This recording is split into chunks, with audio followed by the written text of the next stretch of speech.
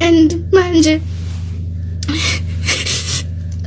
ubaba akasasupport kahle because like iyaphela ne5 days singadlanga thina siphuza amanzi nje kuphela and umama uhleza stressekile ukuthi sovuka sidle ini siphathe ini esikoleni ngoba asisekhere. Ngibengelele emphakathini igama umbuyiseni wakwaNdimande endaweni yasesihlahleni eNyukhasela. Njengoba ningibona lana nje emva kwami kunenkantolo Ingwe Tribal Court eyaziwa ngokuthi ubuhle bomzinyathi khona endaweni yaseNyukhasela. Cha silana nje kunodaba kade sihamba ngalo oluthinta mina ngqo nomama weingane wongowakwaSibiya. Kulenyanga ephelile cishe kwakuyi10 zika June kune video eyake yaphuma yenziwa izingane.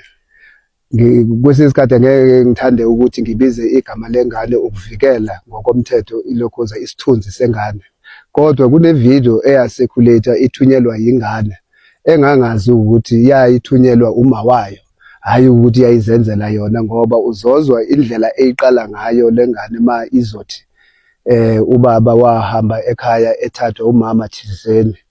Usuyabona ukuthi cha akusona istory sengane leso, kodwa kune story somuntu omdala ngale. La ndoba sila enkantolo nje cha bekuzolungisa nje izinto ezifana nalezo, ngoba kuleyo video kwavela ukuthi engathi ubaba wengane akasazodla ingane wahamba lo munye umama ongasazinaki ingane. Kanti cha, yebo khona endlini angisahlali nengane njengoba zikhuliswe yimi, zizalelwe kimi zonke lezi ngane zakhuliswa yimi from 2014. Yona lengane ekhuluma phambili izalelwe kimi ngo2014 kuze kube manje bezihlala nami, zifundiswa yimi esikoleni, zibhaliswe yimi ku Department of Education, kubhaliswe ngombuyiseni wakwaNdimande owumzali walezi ngane ezintathu. So mase kuzovela ukuthi ngathi sengumuntu oqhelile kuzo, cha indaba ikanjena ukuthi angiqhelile ngoba ngiqhele ngelokhuza financial, ngiqhele ngoba bekunodaba olusenkantolo njengamanje. Ngeke ngithanda ukungena kulo kakhulu oluphakathi kwami naye umama wabantwana, so ngeke ngingene kulo, kodwa yinto eyenza ukuthi ngingabi bikho endlini ngihlale emqashweni njengoba ngihlale emqashweni nje. Ngihlale endlini yami eyamandla ami engayithenga ngo2008 ngiyingedwa ngaleso sikhathi leso, umama wabantwana engakafiki empilweni yami. Ufike nje emveni kwalapho senginayo leyo ndlu leyo. Into engikhiphe endlini kwakuyi bail condition eyayithi angiphume endlini ngingabuyeli endlini. Yiyo into eyenza ukuthi ngingatholakali endlini, kodwa okwathi makuhamba isikhathi bekuJanuary kulonyaka la inkantolo eyabe seyilokhuza ithambisa imiqathango yebail yathi cha Ndimande usungabuyela endlini ngani ngoba umama icala uyalidropa. Into eyenza ukuthi ngingabuyeli ke endlini ukuthi kwakunalento yokuthi ngonyaka ophelile mangizophuma ejele ku-October ngathola okanye kwabuya ama-DNA result awayesho ukuthi leyo ngane leyo eniyibona ivela lapho phambili ikhuluma ngokuthi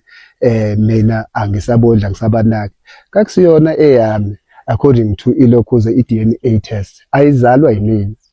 Lengane iyingane endala einganeni ezintathu enginazo. Kusho ukuthi lo mama wafika nayo empilweni yami nasekhaya kithi eyifihlile elazi udaba, ngoba lento yafika njenge message eyayithunyelwe efonini yami u-anonymous ongazange azichaze, kodwa wayezokhuluma ngalolu daba lolu kuphela. Yilento siyenza ukuthi ngonyaka ophelile ke ngithi ake ngiyibhekeke lento ukuthi neqiniso kangakanani. Cha ekondleni ingane, cha ingane ngiyazodla sikhuliswe yimi kuze kube manje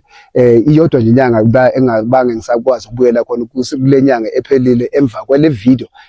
lokhuze ethunyeliwe ekade sihamba viral. So omakhelwane nomphakathi sebengibona ngumuntu omubi, sengisaba ngisho ukuya kwami ayikho into engizoyenza. And mind you ukuthi ngisazokwazile ukuthi ngiqhubeke ngondle izingane ngendlela ekade ngizodla ngayo nangendlela ephelele, ekubeni ngazi ukuthi kunengane okungesiyona la ekhaya efike la ekhaya ngokungekho emthethweni. So yilokho nje ukuthi kule nyanga ephelile yiyo nje kuphela inyanga engafakanga ngayo ukudla. So lo video leyo yaba viral okanye yenziwa kuyizi10 mangizwa ngoba cha mina kangizange ngaze ngayilalela ngobuhlungu benhliziyo kwabe ungaphakathi. Iyayithi izingane ezina 5 days zingadle. Nasi slip la eduzane la engangithenge khona ukudla ka plus minus 5000 kwakuyi 28. kwakuyi 28 zika May ngithenga ukudla kwale mali mhlambe bazozibonela abalokhuza labe ngisebenza nabo njengamanje nakho ukudla engangikuthengile kodwa ozomangala ukuthi kuthiwa ngey5 akusekho ngicabanga ukuthi kwakuyindlela nje yokuthi kukhandwe isithombe thizeni ngalomuntu oyimi abekwe emphakathini njoba ebekiwe emphakathini lomuntu eze umuntu ongalungile ngakuthatha lokho kukubi kunjalo kodwa ngeshwa nangephutha akusilona iqiniso cha la ngiphethe ama result welokhuza we DNA ngicela nje ukuvala leli gama leli uvikela isithunzi sengane njalo ngivale igama layo la kodwa mawungabheka kulo line elokhuza engibeke kuwo ilawo elokhuza ama result asho khona ukuthi uhamba kanjani ngivala nje igama ukuthi cha azivikele nanoma yinini isithunzi sezingane fanele sihleze sivikelwe yithina abantu abadala so akulona ke iqiniso into eyenza ukuthi ngakufaki ke ukudla uphela kwalenyanga ephelile angeke ngondle phela izingane ngazi ukuthi kunengane ehleli kithi kwandimande ingisiyona yakithi enegade ngiyondla leyo ngane leyo njoba ngize la enkantolo bekuzozama ukuthola isixazululo so siyixazulule kanjani le ndaba le okay sebesithumeleke labasithumele khona ukuthi cha asingaya khona ngoba bazamile umndeni wakhona sazama ukuthi sikhulume nayo kwakuyi16 ngenyanga ephelile ze holiday i-youth day saba engage ukuthi cha nazi inkinga esinayo kodwa bakhombisa ukusilahlela izandla ukuthi abazingeni lezo zinto lezo mina akube yimi engizibonelayo asebefika bejika ke makufika la enkantolo ukuthi hayibona bebengazi lonto lese beyalena le kanti cha ngithi ithi ngibazise bangathi angibazisanga ukuthi nginale nkinga ngisacela bona njengomndeni ngoba ulokhoza usisi lo umama wabantwana uzalwa emndenini uzalwa kubo bona bangakhuluma naye then kubonakala ukuthi le nkinga ixazululwa kanjani kodwa ke bangilahle izandla bathi angiboni ukuthi ngenza njani yilento ke ngizongibona njengoba ngila enkantolo yesizwe ukuzothola umhlahlandlela ukuthi ilungiseka kanjani lonto le ngoba angikholwa nje ukuthi emhlabeni jikelele angikhulumi ngabantu besilisa kuphela ngikhuluma nje nabantu besimame ukuthi ungondliswa ingane okungesiyona eyakho ngoba futhi mawuthi uyayilandelela ilokhuza lento yakho uyathola ukuthi emndenini khona phakathi ekhaya bebodwe bayalwazi lolu daba lo kodwa bakhetha ukuthula kodwa namhlanje la the way bebe defensive ngakhona usuyabona ukuthi kunalento abafuna ukulokhuza ukuyiprotect okanye abafuna ukuyilwisa ngicela ukuma lapho kwamanje umkhongi wakhe lo okhulumayo ubaba uNdimande okumfowethu ke nje kakhulu esiwakude kakhulu naye ama plans wethu isikhathi esiningi usizi lwethu beluthi alifani kakhulu nemvelaphi yethu ifana kakhulu noma so ezomthola ke umakoti lo uMasibiya sasihamba ndawonye sasisobabili emotweni nanoma futhi ezothola nami ngizothola wami umakoti sasindawonye futhi lewe sengishadile ke mina naye iplan le lalithi siyoshada ngosuku olodwa kanjalo so ngicine ngumkhongo wakhe ke umfowethu ibhlungu lento emehlakalele kakhulu ngiyimini ebengimthulisa usuku nosuku ukuthi mfowethu usuyizwile lento sesizwe igameko ezimbi ngaphandle ngithi mfowethu uzungakucabangi ukwenza into embi ibhlungu lento ukuthi ondla ingane kakhulukazi leso sigaba nje sokuthi ukondlisa ingane engeyona yakho ngiyakuzwa konke bafowethu okunye ongaba amaphutha komunye umuntu kodwa eyokondliswa ingane ongeyona yakho ilala kuma private hospitals ifunda kuma private imali engaka into enzima kakhulu nebhlungu nengazi singathini ngayo so ilokho ebengifisa ukueda nje ke kumfowethu ukuthi ngathi ngaphola nayo nabade lokube mbuzo ukuthi muphi baba kaNtombazane mhlambe ke sebeyoyifunga ubaba kaNtombazane then bayothola ukuthi uyena ubaba kaNtombazane lo ngampela futhi nami bengikhuluma ukuthi akondle abantwana ubeqhubeke ebondle abantwana ongelula nje kuphela uma uthi uzokwenza that is why la ekade ecela ukuthi ongenani awungenelele umndeni ngoba ngokwazi kwethu umuntu mephingile sazala emakhaya umuntu mephingile umuntu wesifazane wahamba oganile wehlisa isidwaba ngaphandle noma waphenya isidwaba ngaphandle loyo muntu abakubo bamthatha abuyele kubo kodwa lo njengamanje yena akabuyeli kubo abakubo bayanqaba nabo kubuyela back ke manje kwinkulumo yakhe kwi-message ayithola 2021 ubhodi ngoba yiye yenza ukuthi azahlola ingane eyayithi leyo ine message anonymous yayithi uyazi imbuyiseni ukuthi leyo ngane akusiyona yakhe yokuqala imessage yokuqala leyo yaphinda yaqhubeka yathi uyazi ukuthi lawo bantwana bahola igrant wathula futhi ngoba umuntu mawumthanda thula angibikela ngakho esithathu yathi uthi mase kushadile uzophuma no 50% entweni zakho ikhona futhi kuyena yonke evidence ekhona lapha kuyena onke nasefayilini so ke ilokho kwenza ukuthi azasukume ke manje uma ebona inkinga ziba khona umuntu esimame engathi akayiphethe kahle sekuyamlidela ngelanga lengane yawa egcekeni ngenkathi iwa egcekeni ingane iyadi esikoleni yawe egcekeni baze bayithola nje after a few minutes ingane yadi iwile egcekeni yiloko kwamvula ukuthi akungenza le message iyayisho ukuthi ngempela umntwana akayena wala ekhaya nangiphele sewegcekeni ezingaza la ekhaya iphila ngempela wathothi uma seyochecka ke manje kwalanset wathothi ngempela and then ingane akuyona eyakhe leyo yokuqala ilokho nje ke okubhlungu bafowethu uma ningamsiza ningumphathi eSouth Africa engakwazi naye ukuthi asizakale naye lizwakale naye izwi lakhe ukuthi ungenana abakubo phela umuntu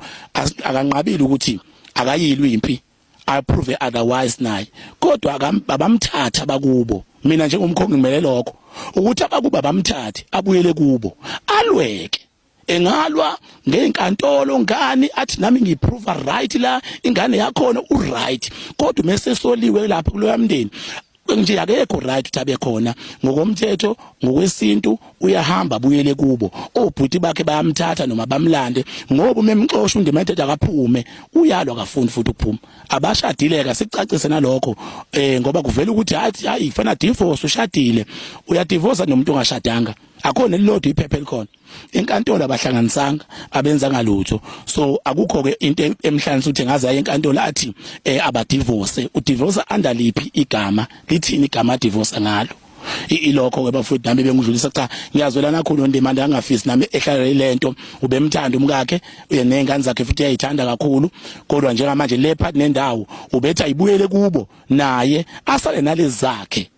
ezimbili so fakwa manje azi ukuthi ezakhe lezi ezimbili ngoba akayiqonda ngabana ngasizathu sokuthi why fana wayichecka zona le wayichecka ngoba wathola imessage way before 2021 ethi akuyona ingane yakho leyo ngilokho kwenza ukuthi azaze ahambe ayoyichecka le ngalo lokho ngaba kayanga siyabonga kakhulu ngafishane nje mkhongi kunento ethi imessage yavela 2021 umunye umuntu obukelayo uzobuza ukuthi why now 2026 good uthando mfowethu uyabona nje iningi imfihlo ekhona imizi nemizi and le message akazayiveze mina wangivezela mina kodwa lokusithi akulalwe phekwayo ngoba manje akukho noma kukhona ingxabano ekhona so izona lezi ezimlidele ekuthenini kuze manje abheke ukuyiphatha kwakhe umuntu esimame angivele ngibeke ngokuqondile ukuyiphatha kwakhe okwenze lokho wathi akayiprove lezi zinto lezi manje ingane yawa number 1 yawe egcekeni iphuma esikoleni ekseni yathi cishe mhlambe kwaphela mbo 30 minutes kade lele egcene bengayibonanga ileso zathu manguphendula ke nje mfowethu ukuthi sokuqala leso esesibili esokuthi wayeflyile wahamba wayale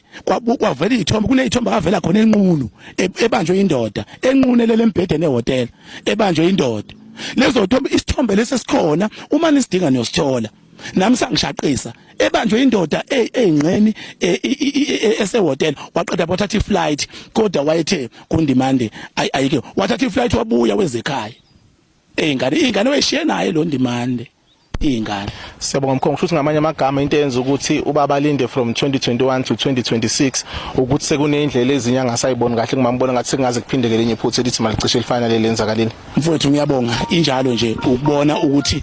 ngenze ukuthi igcine ehambi esethola amanye amaphutha akacheke manje ukuthi hayi kwenzakalana ngoba esebona indlela zakhe kanti nothando lulodwa uqala uzibe nje into yomuntu mawumthanda uthi hayi mhlambe lokuzolunga kodwa mawubona eqhubeka isikhathi yabona eish ngeke aya ukubheke lokhu nalokhu kanjalo ngenzeka into efana leyo mfowethu iyona naye iqiniso lelo siyabonga kakhulu siyabonga. Hello good people, welcome back to this channel. If you are new here, please make sure you do the right thing. You press that subscribe button and hit the notification bell. Good people, sizokhumbula nje kule nyanga endlule or 2 months back kune video yomntwana nje omncane eyatrenda abazi uAyanda akhala ngokuthi ubabakhe ubashile akasaba support. Apparently ubabakhe uthathwe umunye umfazi. Yangenelela nje kakhulu iSouth Africa kuleyo video yaleyo ngane, basizwa, bathengelwa uniform, bathengelwa ama grocery, umamakhe wazotholelwa umsebenzi. So ubaba ayanda ke naye nangu uqhamukile ukhuluma iside lakhe le story. So manje the question is, ubani oqamba amanga between lo baba nalento eyakhulunywa ingane encane ikhuluma ku social media? Anyway, asazi ibona abazi ukuthi iqiniso likuphi kahle kahle la. Kunzima man, la ngaphandle empilweni nje kunzima. But I hope ukuthi lo mndeni lona egcineni uzothola isolution because of ingane lezi zincane and ziyakhula,